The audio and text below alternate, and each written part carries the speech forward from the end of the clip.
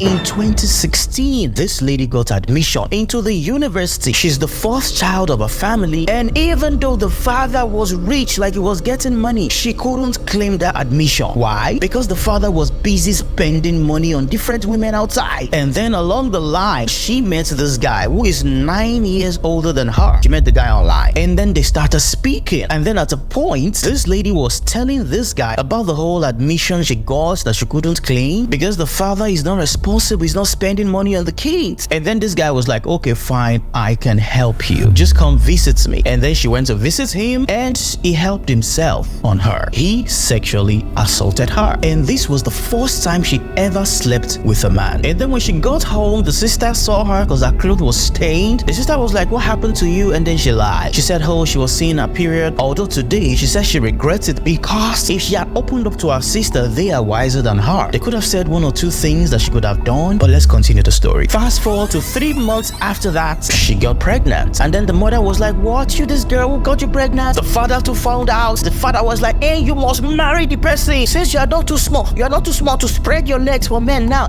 you cannot be too small to marry him. Not under my roof. Leave the house, a stupid child. So that was how this lady contacted this guy. And well, funnily enough, this man who is 9 years older than this lady, he was happy about it. Like, come on. And then they got married. And then after they got married, this guy was like, okay, fine, you have to live with my mother because I'm going to have a lot of things to do. I will be able to look after you very well. But my mom, you know, she's elderly. In fact, she can't wait to look after you. So the lady, being young and naive, she was like, okay, fine, why not? Right? Few months after that, this man got an opportunity to travel out of the country because of his work. It was very good news, but now this means something. It means this lady, the pregnant lady, is only with his mother. This guy is out of the country. She can't see him. That was where her troubles truly began. This pregnant lady, she keeps getting lean because she's not eating. This guy's mother is always saying, no, do not enter my kitchen, please. Anytime the mother-in-law makes food, she doesn't reach out to the lady to come and eat. The lady obviously cannot cook because the mother-in-law says, do not ever enter my kitchen. And whenever the mother-in-law even cooks, she never invites the lady. So now this lady is left to always going to buy food outside with whatever money she has. Crazily enough, once in a few months when the guy comes back home, the mother-in-law is always saying, your wife is not eating my food. Like she'll be crying crocodile tears and what? You know that your wife does not like me. Your wife is trying to turn your back against me.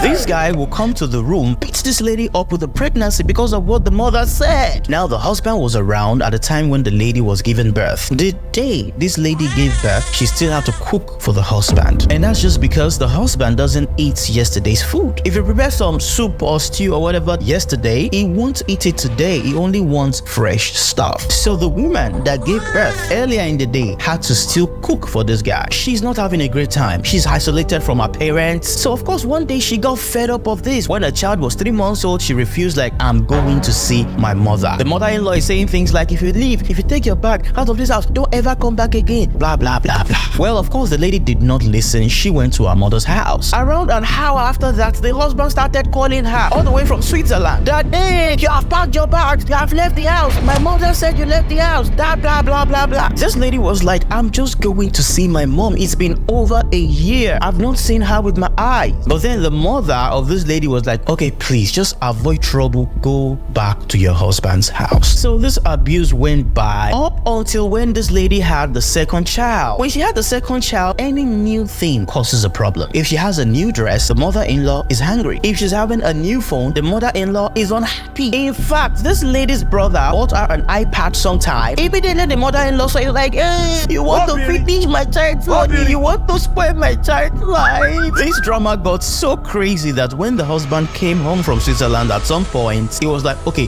fine, both of you do not like each other, obviously. Before things get catastrophic, we have to move out of this house. So the husband got an apartment for the family and they moved from Ikorodu, where they were in Lagos, to this new apartment at Surulere in the same Lagos state. By the way, when this lady was having her firstborn, she was in labor for 3 good days. For 3 whole days, she was in labor. The mother-in-law was the one with her at that point, before the husband later joined them. But for the first 3 days, the mother-in-law refused to sign. The doctors were suggesting a cesarean section, so they were asking the mother-in-law to sign so that they can proceed. Number 1, the mother-in-law refused to sign. Number 2, the mother-in-law switched off and hid this lady's phone. What? Anyway, the husband later joined them there, and this lady's mother also joined there, and they prayed for her, and after a while she gave birth peacefully. Anyway, when they moved to this new apartment at Surulere, Lagos, the abuse continued. Because yes, they are not staying in the same apartment anymore, but I mean the husband's mother is still in her son's life. This lady would buy things for the mother, she's always not happy. It was just obvious they might never actually get along. When their second child was 3 months, the family wanted to from Surulere go to greet the mom at Ikorodu. When they got to around Ojuelegba, the husband was calling the mother that, oh mommy, we are coming to see you. The mother-in-law was asking, who are the we? The guy said, oh, of course, me, my wife, and all the kids. The mother-in-law right there on the phone was on speakerphone. She was saying, you can come with the kids, but please, please, please don't bring down your wife to my house. This lady now, angrily, she took down her kids from the car. She was like, fine, you can go and greet your mother. Me and my children were going back home. Like at this point, this lady was fed up. In between all this drama, in between the pregnancies, in between the abuse, this lady was still going to school. She was going to National Open University. So she was going to school, she was writing exams. In between all that trauma, at a point, she got fed up completely. And she picked her children and she ran away from Lagos to Abuja. The husband now arrested her father, arrested her mother, just for this lady to bring back his children, which I can understand. So yes, she had to come back with the kids. So when she got back, she was like, okay, what do I do now? I don't want to go back to my parents' house. So yes, she stayed at the husband's house, but she didn't allow the husband to touch her, like sexually. Now, this led to many things. Sometimes the husband wouldn't even come home at all until like a day or 2 days after. And when he comes back, she dares not ask him where he's coming from, or else she go collect beating of her life. And she said she didn't want him to touch her because she already has 2 kids for this person. She doesn't want him trapping her with more pregnancies, which might make it just more difficult to leave the marriage. This was when this lady started looking online for any possible means of income, because it was totally obvious she has to have her own money. And then she started doing digital marketing. She started building landing pages, websites for people online. That was where she now got 2 clients from the US that she was working with permanently as virtual assistants. So she's doing that as a regular day-to-day work at the same time, and periodically she would do landing pages or build websites for people. So she started making money, and she saved up to $5,000 at that point. So she bought a piece of land at Songo. The plan is this: plan A is to either travel abroad, plan B is to either take her children and run to Songo and be living there in the new house that she's building. But then along the line, Canada visa processing came out, but then the job requirement was her husband's field. She studied education, the husband studied electrical engineering, which was what was needed. So she started pushing the husband to apply, to consider it, let us move to Canada. She kept pushing for it, let us write IELTS, let us do this, let us do that. So the husband agreed. Now it got to a point, she moved all her money to the husband's account so that they can use the husband's statement of account at the embassy. And then finally they got the visa and they all moved to Canada. Of course, after getting to Canada, the husband refused to return the money because he was like, did we not come together? Did all of us not enter flights? Did I not pay for plane tickets and so on and so forth? But then this lady didn't even mind, because she was like, okay, at least fine, we're even far away from your mother now, we can have our family to ourselves. Now this man works in the coal. He's making 20 Canadian dollar per hour, so he's not happy. Whenever he comes home, he's frustrated. He's putting the frustration on the wife, like, what kind of woman are you?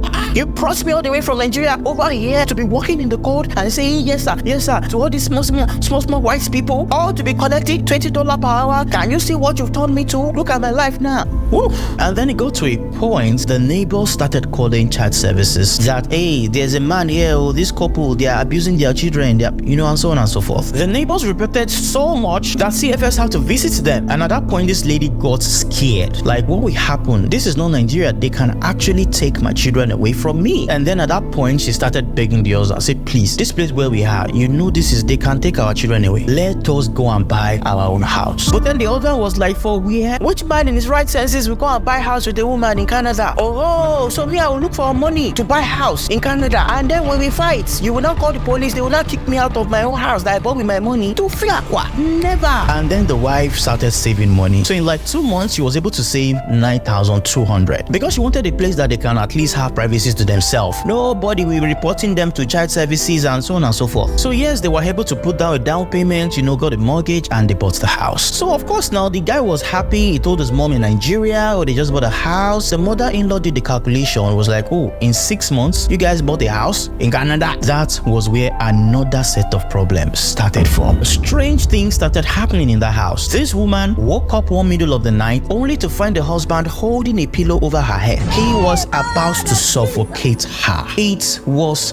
that bad. Towards her birthday last year, one of our colleagues at work, who is a lady, wanted to take her out for dinner. But then she told the colleague that, my husband is not around here, though. We have to tell him I don't want trouble. And then when the husband came, she told the husband said no. And then the woman was like, okay, fine, the person I'm going with is a lady, but all the same, let me take one of my child with me. At least you will know that I'm not going to see another man. So the lady went, and then the friend dropped her and her child back at home after the dinner. Now the colleague that took her to dinner also bought some things for her. So when she got back with the bags, the husband, now seeing the things she got from shopping, dashed to the kitchen, brought out a knife and said, I'm going to stab you if you don't tell me where you got all these things from. The man that bought all this.